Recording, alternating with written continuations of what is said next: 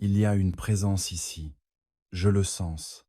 Ô précieux Saint-Esprit, je ne suis pas venu pour parler des hommes. Je ne suis pas venu pour vous divertir. Mais je suis venu vous dire quelque chose que le ciel veut que vous sachiez. Bien-aimés, il y a des signes divins, saints, qui suivent ceux que Dieu a choisis pour quelque chose d'inhabituel. Ce n'est pas toi qui choisis cette onction, c'est lui qui te choisit.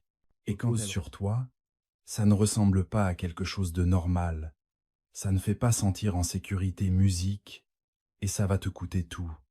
Mais quand ces signes commencent, pour apparaître dans ta vie, tu n'es pas juste oint, tu es dangereusement oint.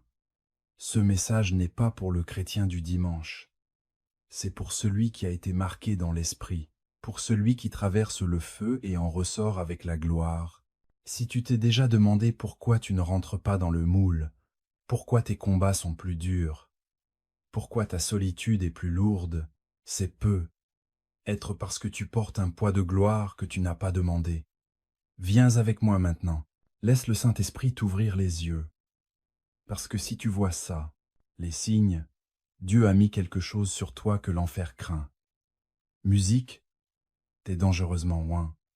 Tu attires des combats bizarres sans même chercher. C'est un des premiers signes que Dieu a posé une onction puissante sur ta vie. C'est pas quelque chose que tu gagnes. C'est pas un truc que tu fabriques. Tu piges même pas tout.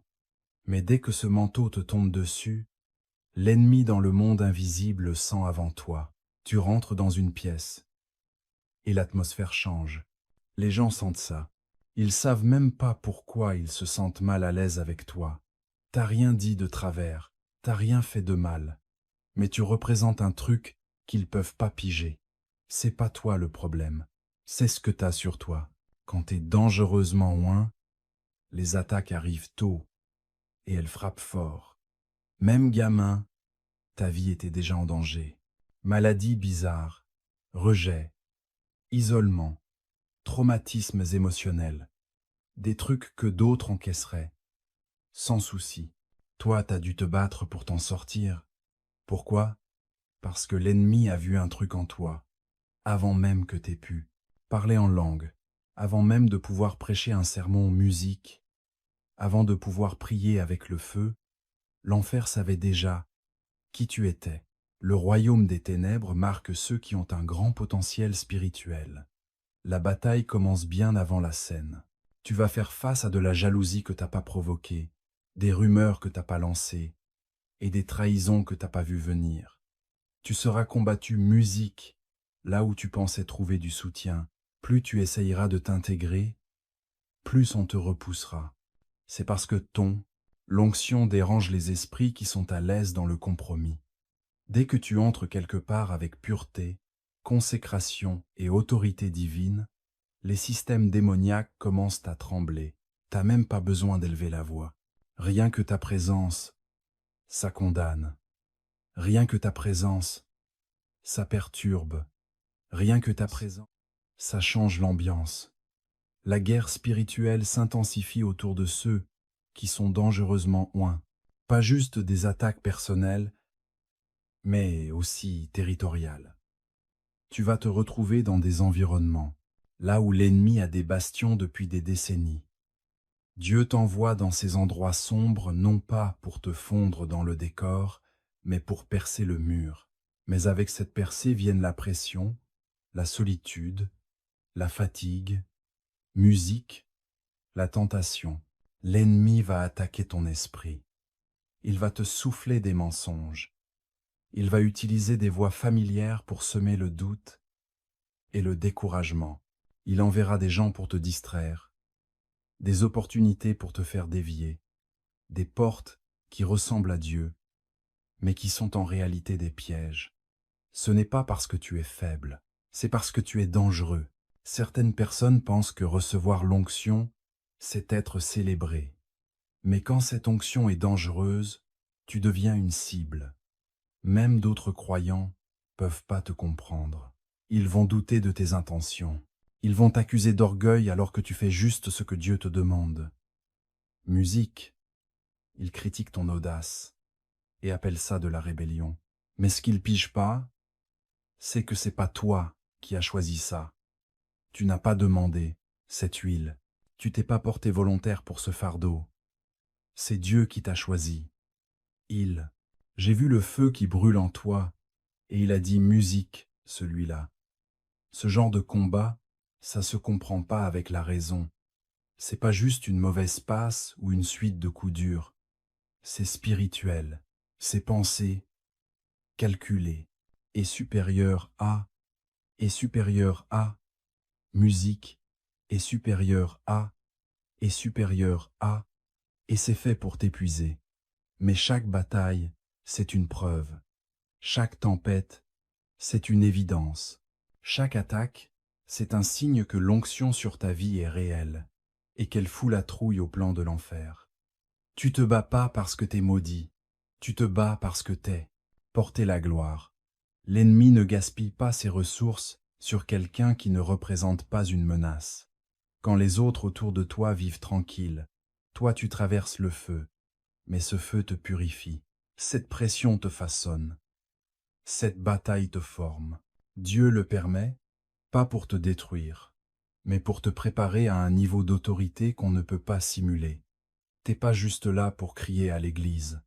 T'es là pour démolir des forteresses. T'as pas juste un don. T'es choisi. T'es pas juste ointé. Tu es dangereusement oint. Et l'enfer le sait. Même ceux qui te sont les plus proches ne te comprennent pas. C'est l'un des signes les plus douloureux d'être dangereusement oint. Quand Dieu dépose quelque chose de rare sur ta vie, ça te sépare, parce que tu veux t'isoler, mais parce que l'huile remonte toujours à la surface. Musique, ça ne se fond pas dans la masse, et ça ne reste pas caché longtemps. Dès que l'onction se met à agir en toi, les gens commencent à te voir autrement. Ils ne comprennent pas pourquoi tu es. Tout à coup, tu deviens plus silencieux. On se demande pourquoi tu ne participes pas à toutes les conversations. Pourquoi tu as l'air distant. Même quand ton cœur déborde d'amour, t'as changé, mais pas comme ils le pensent. T'es pas fier, t'es juste différent. Les gens vont commencer à dire des trucs du genre « Tu te prends pour qui ?» alors que tout ce que tu fais, c'est suivre la guidance du Saint-Esprit. On va t'accuser d'arrogance alors qu'en réalité, tu marches juste dans l'obéissance. On va te critiquer pour ton audace et question pour ton silence. Musique. Et ce qui fait le plus mal, c'est que ce ne seront pas des inconnus qui te comprendront pas. Ce seront ceux que tu aimes, ta famille, tes amis, des gens qui te connaissaient avant que tout commence. Ils ne voient pas la main de Dieu sur toi, musique, parce qu'ils regardent encore la personne que tu étais. Ils connaissent ton passé et ont du mal à voir ta mission. Même Jésus a été mal compris dans sa ville natale. Il disait « C'est pas le fils du charpentier ?» parce qu'il n'arrivait pas à comprendre le divin avec l'ordinaire. Et si le Fils de Dieu n'a pas été accepté chez lui, musique, alors à quel point tu vas être mal compris quand Dieu t'appelle à marcher plus haut, plus t'es oint, plus le chemin devient solitaire. Tu veux que les gens fêtent avec toi, mais à la place, ils remettent en question tes intentions. Tu cherches du soutien, mais tu récoltes du doute. L'onction te coûte des relations, elle te coûte ton confort, elle te coûte le fait d'être compris. Tu vas sentir le poids de la solitude. Tu te retrouveras à côté de gens qui t'avaient autrefois dans leurs bras. Et maintenant ils te regardent comme si tu étais un inconnu. Tu vas ressentir la douleur de te faire mettre de côté, pas parce que t'as fait quelque chose de mal, mais parce que ta présence leur rappelle ce qu'ils ne sont pas prêts à lâcher. Ta discipline les dérange, ta dévotion les intimide, ta soif de Dieu les met mal à l'aise. Ils ne le diront pas ouvertement, mais leur distance trahit la vérité. Ils ne supportent pas ce que tu portes. L'onction est là. C'est une façon de te pousser au-delà de ton cercle. Ça t'éloigne de ce qui est banal pour te rapprocher de ce qui est sacré. Et cette tension entre là où tu étais et là où Dieu veut t'emmener crée des frictions. Les gens s'attendent à ce que tu restes le même, mais ton esprit ne réagit plus comme avant. Tes envies ont changé. Ta tolérance au compromis a diminué. Ta sensibilité à l'esprit s'est accrue. Et tout ça fait que tu deviens différent. Pas meilleur, juste différent. Mais aux yeux des autres, ça fait un peu trahison, tu vois. Tu vas commencer à te rendre compte que certaines conversations ne t'intéressent plus. Certains endroits ne t'apportent plus rien. Certaines relations ne servent plus ton chemin. Et même si tu essaies de t'accrocher, quelque part en toi, tu sais que t'es passé à autre chose. Mais quand tu commences à suivre ta voie, t'attends pas à des applaudissements de tout le monde. T'attends pas à être validé. T'attends pas à être compris. Parce que l'onction sur ta vie crée un langage que seuls quelques-uns capteront. Parfois, même ceux qui t'aiment à fond ne comprennent pas ce que Dieu est en train de faire en toi. Des portes se ferment pour toi alors qu'elles s'ouvrent pour les autres, parce que Dieu te protège. Quand tu portes une onction puissante, ton chemin n'est pas comme celui des autres. Ce qui semble facile pour les autres devient un mur pour toi. Tu postules, on te refuse, tu avances, quelque chose te bloque. Tu essaies de te connecter, mais ça s'effondre. Tu te demandes pourquoi des portes grandes ouvertes pour les autres se ferment soudainement pour toi. Le rejet, non. Musique, c'est une protection. Dieu ne te punit pas. Il préserve ce qu'il a mis en toi. Tu n'es pas ordinaire. Tu n'es pas moyen. Et tu ne peux pas être exposé trop tôt. L'endroit où tu te caches est inconfortable. On dirait de l'isolement. On dirait qu'on t'a oublié. Tu regardes les autres faire ce que tu sais que t'es censé faire. Mais d'une manière ou d'une autre, ton moment n'est pas encore arrivé. Tu pries, tu jeûnes, tu te prépares. Et pourtant, rien ne bouge. Mais dans le monde de l'esprit, Dieu bosse en silence. Il te construit en secret. Il entraîne tes mains pour la guerre et tes doigts pour le combat. Il forge ton caractère pour que ton don ne te détruise pas. Il protège ton onction parce qu'il sait que se montrer sans être prêt, c'est risqué. Musique, quand t'es dangereusement loin, le timing, c'est tout. Trop tôt, et le poids que tu portes va t'écraser. Trop vite, et les mauvaises personnes te verront avant les bonnes. Alors, au lieu d'ouvrir toutes les portes, Dieu les ferme. Pas parce que t'es pas à la hauteur, mais parce que l'endroit où tu frappes est trop petit pour ce qu'il a mis en toi. Il te protège des plateformes qui te limiteraient. Il te protège des gens qui voudraient profiter de toi. Il te protège des environnements qui dilueraient ta force. Tu ne rates pas des opportunités. Tu es en train d'être placé stratégiquement. Pendant que d'autres foncent, toi tu es en train de t'enraciner. Pendant que d'autres, tu vois, tu es en train de te façonner. Pendant que d'autres construisent des plateformes, toi, tu es en train de devenir un vase de gloire. C'est pour ça que certaines portes ne s'ouvrent pas, parce que Dieu sait que si tu les franchis maintenant, elles ne t'emmèneront pas vers ta destinée, mais vers ta perte. Tu n'as pas de retard, tu es juste sur le calendrier du ciel. Même tes relations vont refléter cette cachette divine. Des gens vont s'éloigner, ils vont changer du jour au lendemain. Ils n'appelleront plus, ne te soutiendront plus. Et pendant ce temps, ton cœur, ton esprit sent que Dieu élimine toutes les distractions. Il enlève tout ce qui ne peut pas t'accompagner dans ta prochaine étape. Tu vas essayer d'ouvrir des portes par ta propre force, mais elles resteront fermées. Tu voudras renouer avec certaines personnes, mais le lien semblera vide. C'est parce que l'onction sur ta vie te pousse à la consécration, au secret, à la grotte de préparation. L'histoire biblique est pleine de gens puissamment oints qui ont été cachés avant leur moment. Ils ont été révélés. David a été oint, mais est retourné garder les moutons. Joseph a fait un rêve, mais a fini jeté dans un puits. Moïse a été appelé, mais a passé des années dans le désert. Musique, Jésus lui-même a vécu 30 ans dans l'ombre avant 3 ans de ministère public. Dieu cache profondément ceux qui loin, pas pour les punir, mais pour protéger ceux qu'il porte. Le monde ne te voit peu, être pas encore, mais le ciel musique te regarde de près. Les portes fermées sont des signes divins. Tu n'es pas oublié. Tu es préservé. Dieu te garde caché jusqu'au moment parfait. Tu portes un fardeau qui n'a aucun sens dans la vie de tous les jours. Quand tu es dangereusement loin, il y a un poids sur ton esprit que les autres ne voient pas et qu'ils comprennent rarement. Ça te suit toute la journée et ça te parle dans le silence de la nuit. Ce n'est pas de la dépression, ni de l'angoisse, mais ça pèse lourd. C'est le poids de la responsabilité divine. C'est l'appel du destin qui pousse sur ton âme. Tu te balades avec un cœur chamboulé par des choses que les autres ne voient même pas. Tu pleures pour des gens que tu connais même pas. Tu ressens une douleur qui n'est pas la tienne. Tu portes des fardeaux sans raison apparente. Ce poids ne vient pas de tes émotions. Il vient de l'esprit. C'est une mission divine qui te trotte dans la tête et te coupe le sommeil. Ça te laisse pas tranquille. Ça te laisse pas te poser. Même quand tout autour de toi a l'air ok.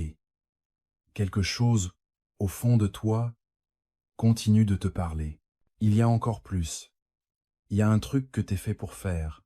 Un truc que t'es fait pour libérer. Et peu importe combien tu tentes de le faire taire, détourner, ce poids revient toujours. Tu n'as peu, être pas toute l'image, mais l'appel est indéniable. Les autres se contentent de vivre à la surface, mais toi, tu ressens l'urgence de l'éternité. Tu regardes les gens et tu vois leur potentiel. Tu te retrouves dans des pièces et tu captes ce qui n'est pas dit. Tu peux pas l'expliquer, mais tu sais des choses. Tu sens les ambiances. Tu captes les esprits. Tu ressens des trucs en priant qui te font pleurer. Pas parce que t'es triste, mais parce que le fardeau est réel. L'onction t'a ouvert la porte au monde invisible. Et cette ouverture pèse lourd. Il y a des jours où ce poids devient tellement intense que tu te demandes si tu deviens fou. Tu te demandes pourquoi ton cœur est rempli de choses que t'arrives pas à exprimer. Tu rêves de repos, mais il y a toujours quelque chose qui bouillonne. Tu veux de la simplicité, mais ton esprit refuse de se poser, parce que quand Dieu met quelque chose de dangereux en toi, il te garde près du feu. Tu peux pas vivre comme tout le monde musique, tu peux pas faire semblant de rien. Le Saint-Esprit te murmure sans arrêt, te pousse, te brise le cœur pour ceux qui brisent le sien. Ce fardeau, c'est pas une punition, c'est un signe de ta vocation. Les prophètes musiques le ressentent. Les intercesseurs vivent avec. Les visionnaires en sont façonnés. C'est ça qui te pousse à genoux quand personne regarde. C'est ça qui te fait prier pour ceux qui n'ont jamais demandé de prière. C'est ce qui te pousse à jeûner quand personne d'autre ne le fait. C'est ce qui te garde éveillé musique pendant que les autres dorment. C'est pas pour faire le spectacle. C'est pas pour être ultra spirituel. C'est parce que t'es choisi pour porter un truc, la musique, l'éternel, quelque chose de sacré. Tu peux essayer de fuir, mais ce fardeau te retrouvera. Tu peux tenter de l'oublier avec des distractions, mais il reviendra toujours, parce que l'onction sur ta vie demande de la place. Elle te laissera pas gaspiller ça, le temps. Il te laissera pas te contenter de moins. Il te laissera pas céder à la médiocrité. Ce fardeau, il est là pour te garder connecté au ciel, pour que tu restes à l'écoute de la voix de Dieu, pour t'empêcher de te perdre dans la masse. Pendant que les autres courent après le plaisir, toi tu portes un but. Pendant que les autres vivent au jour le jour, toi on te prépare pour ce qui vient après. Parfois, tu crains sans raison. Parfois, tu ressentiras la douleur de gens qui t'ont même pas parlé. Parfois, tu te réveilles avec un sentiment d'urgence, sans vraiment savoir pourquoi. C'est le fardeau des élus. C'est le signe de quelqu'un destiné à quelque chose de plus grand. Tu n'es pas submergé parce que tu es faible. Tu es chargé parce que tu portes quelque chose de divin. Tu vois les résultats dans l'esprit bien avant qu'ils n'apparaissent dans le réel. Quand tu es dangereusement loin, ta vision change. Tes yeux ne se limitent plus à ce que tu vois autour de toi. Ils sont accordés à ce que le ciel fait en coulisses, le voile. Tu commences à percevoir des mouvements dans le monde spirituel qui ne se sont pas encore manifestés dans la réalité. Tu ressens, elle, breakthrough, avant qu'elle arrive. Tu te mets à prophétiser des choses qui semblent impossibles, mais ton esprit sait qu'elles sont déjà réglées au ciel.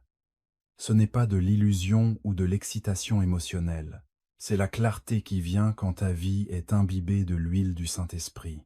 Les gens autour de toi vont parler de délire. Ils diront que tu vis dans un rêve, mais ils ne comprennent pas que c'est l'onction. Ça te donne un aperçu musique du calendrier de Dieu. Tu peux être dans un endroit sec, mais tu entends déjà le son de l'abondance. Tu peux être entouré de combats, mais tu vois déjà la victoire. Tu n'as peu être rien en main, mais ton cœur est rempli de visions. Tu parles comme si c'était déjà fait, parce qu'en esprit, ça leste. Tu vois le produit fini musique, alors que les autres ne voient que le processus. C'est parce que le ciel t'a montré ce qui arrive. Musique. Et c'est juste une question de temps avant que ta réalité rattrape ta révélation. Cette capacité à voir dans l'esprit, c'est à la fois un don et un fardeau. Parce que quand tu vois ce qui t'attend, mais que rien autour de toi ne ressemble à ça, musique, ça peut être frustrant. Ça peut te faire douter d'avoir vraiment entendu Dieu. Tu vois des nations qui s'ouvrent, mais ton ministère n'a même pas encore démarré. Tu vois la guérison qui circule, mais ton corps souffre encore. Tu te vois marcher avec autorité, mais ta situation actuelle crie la limitation. Pourtant, au plus profond de ton âme, il y a savoir, une certitude surnaturelle qui ne se laisse pas ébranler. C'est la marque de ceux qui sont dangereusement loin. Tu commences à parler par la foi, pas pour impressionner, musique, mais parce que tu ne peux pas t'empêcher de déclarer ce qui est déjà accompli dans l'esprit. Tu ne parles pas pour impressionner les gens, tu alignes ta bouche avec l'Esprit de Dieu. Tu n'attends pas l'épreuve pour célébrer. Tu loues d'avance parce que ton esprit voit déjà le résultat. Ce genre de foi, musique, exaspère. Le logique, ça embrouille les gens matériels. Mais pour ceux qui sont spirituellement éveillés, ça a tout son sens musique. Parce que quand tu es en accord avec l'Esprit de Dieu, tu avances par la foi et non par ce que tu vois. Pas juste un cliché, mais un vrai mode de vie. Parfois, tu te sentiras décalé musique par rapport au monde autour de toi. Tes conversations auront l'air de venir du futur. Tes prières sembleront trop audacieuses. Tes affirmations paraîtront trop agressives. Mais c'est parce que ton esprit est en avance sur ton temps. La réalité. Tu vis selon ce que le ciel a déjà décidé, même si la terre n'a pas encore suivi. C'est cette tension que les oins ressentent. C'est voir la promesse alors qu'on est en plein désert. C'est sentir la pluie alors qu'il n'y a pas un nuage dans le ciel. C'est savoir que ton nom est prononcé dans des pièces où tu n'es même pas entré.